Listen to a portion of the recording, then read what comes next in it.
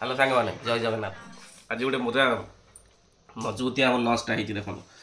भात भात सागर यहाँ हूँ फुलकोबी आलू तरकारी पूरा कम मसला तैयारी तापर गोटे बढ़िया जिनस तैयारी देख शिंब आउ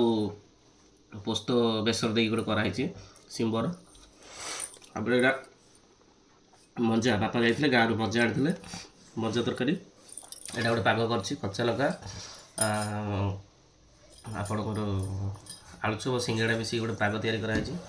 एटा फ्राए पापड़ मैंने यहाँ सेकाई छड़ा नुह तापर यहाँ अंडा पोच